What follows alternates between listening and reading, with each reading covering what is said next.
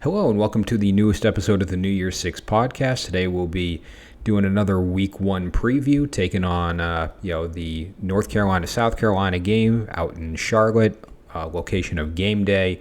And really the marquee matchup of that Sunday. All the other big games this week are scattered out, Thursday through Monday. So, really looking at this as the top game of that Saturday.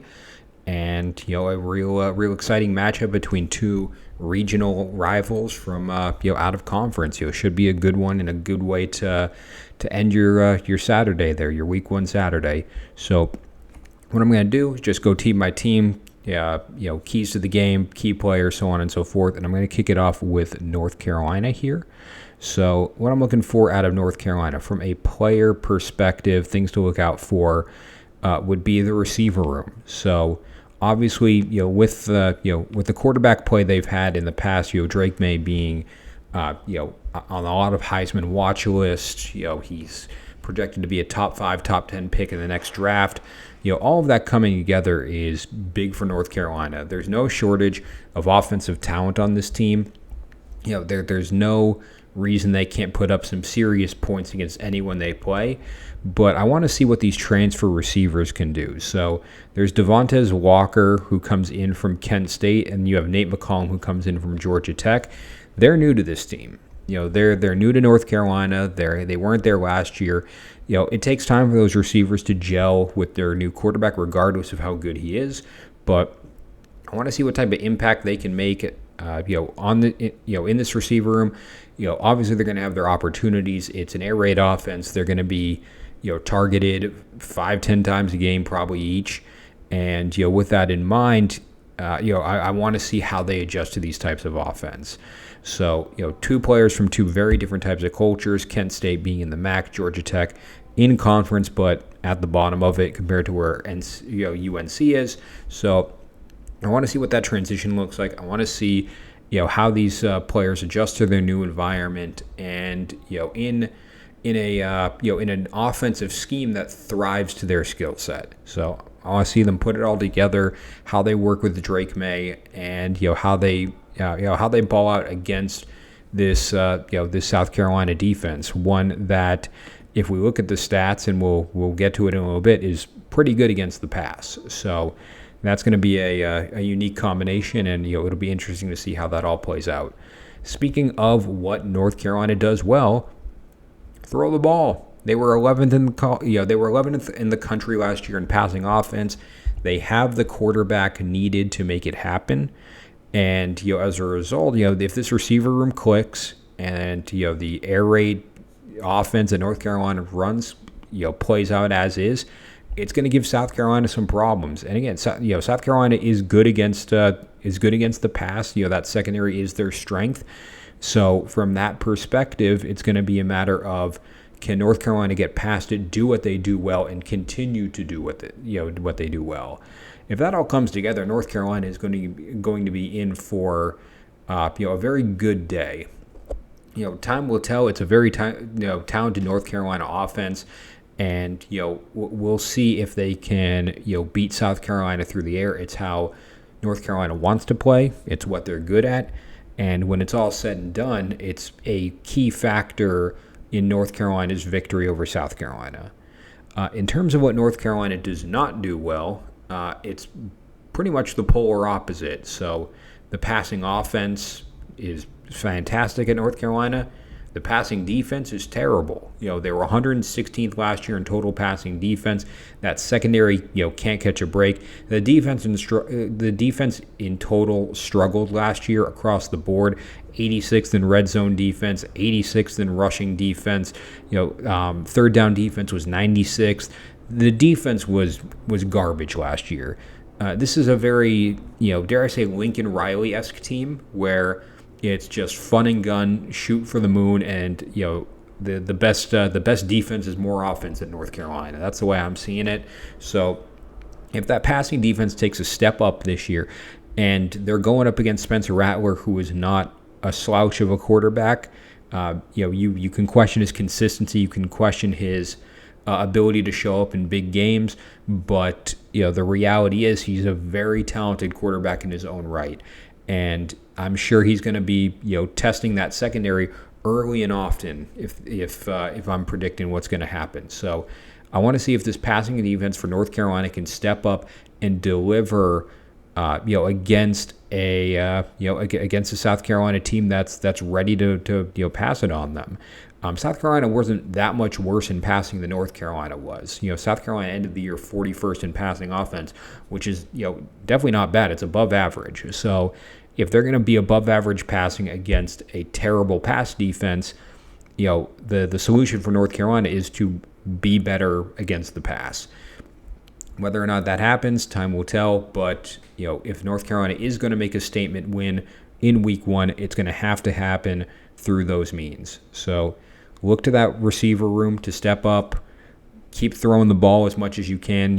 Drake May has those stats or those abilities, and then the passing defense just getting those corners and safeties to step up and lock down. If those things happen, North Carolina is going to win. Now over to South Carolina. So where they can improve or where they have questions, at least in my end, I'm really interested in this offensive line. And again, this is early in the season, so it's going to come mainly from the transfers that are coming in. So one of their guards, Nick Gargiulo, comes in from Yale. So kid who's there to play school. Sidney Fugar is from Western Illinois, so that's a new opportunity. That's a new type of environment. So they're getting these O-line kids from the FCS level, bringing them into South Carolina, and from what I'm seeing, starting them day one. That's a lot of pressure, and this is not an easy Week 1 game. If they had Furman in Week 1 or Campbell, just some other North or South Carolina team in the area, and they could gel and get an idea of what the pace of this team is going to look like, I'd feel a little bit more comfortable with them. But I don't know what they're going to do with this offensive line as a whole. It's a fairly young offensive line. Fugar is a sophomore. They got Kaysen Henry on the right tackle, who's a freshman, and then Vershawn Lee is a junior in the center, so not too fresh, but that inexperience either with the program or with playing time in general, it is going to be a factor for South Carolina. It is going to be something that I'm interested to see how they bounce back in. The offensive line from a sack perspective last year was, below average, but not detrimental. They 81st in sacks allowed for South Carolina last year. So, below average, but, not too detrimental to this team. So I think they bring these guys in to help the offensive line take a step forward. I just need to see what that step forward looks like. Fortunately, if working at the bright side of this, North Carolina's rushing defense was 86th last year, and again, if we're looking at things like sacks and applying pressure, North Carolina's rush defense is not. It's not that good. It's about the same as South Carolina's offensive line. It's about, 1-for-1 in a sense. So I look at it from that perspective. I look at, what this O-line can do, and if they're ready to step up into the limelight in a very big environment, a Week 1 College Gameday marquee in a neutral site, it doesn't get much harder than that for kids coming in from the FCS. In terms of what South Carolina did very well last year, almost the opposite of what North Carolina was bad at. So North Carolina had a very bad passing defense. South Carolina had a pretty good passing defense. They ended up 34th in the country as a pass defense, and it's important for that point to be made against a North Carolina team that is going to throw it 40 times a game. This DB room is going to be tested. They are going to be worked hard. I hope that second team is ready to rotate in because they're going to be, they're going to be active. I hope, I don't know what they're going to run offhand, what the scheme is looking like. I think it's a 4-2-5 from what I'm seeing. In this type of environment, that is crucial to get those DBs, rotated, fresh, and ready to play. If they can step up and they can come back to that type of level that is expected of them against a good North Carolina passing team, then, and they come up and they shut down Drake May, South Carolina's got it. There's a lot of talent on this team, and if it comes together that way, specifically in the secondary, I don't think North Carolina recovers. So that secondary is going to be a big factor into how this game works. The other side of this defense is also, where South Carolina struggles and where I want to see improvement. So if the passing defense was 34th in the country last year, the rushing defense was 117th. You could run on them all day and it wouldn't make a difference. I know myself personally, I watched Florida, South Carolina last year, and a not good Florida team ran right over them like it was nothing. So I want to see what this rushing defense can do to apply pressure, to get into the backfield, to cause disruption, anything to make things different or difficult for North Carolina. Their rushing attack for North Carolina was average. It was 67th in the country last year. So not bad or not good, just kind of a product of an overall very good offense.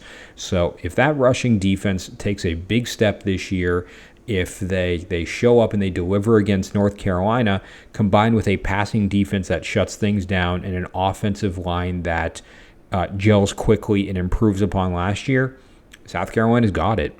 So that's what I'm looking at for North Carolina versus South Carolina. So now it's time to make an official prediction. And again, doing this based off of the odds that were given. So North Carolina is the favorite. They are favored by 2.5 points. So a pretty razor-thin margin that could go either way. And the total is 64. On my end, I am officially picking North Carolina to win this game. I'm going to pick South Carolina to cover. So I think this is a close one. And then I'm going to hit the under on 64. So I don't think it's going to be as high scoring as what we've probably seen from North Carolina in the past. I do think South Carolina's defense is going to cause some problems for North Carolina, but not enough to take home the W. I'm going to say North Carolina 32, South Carolina 31. It's going to come down to the wire. It is a close game.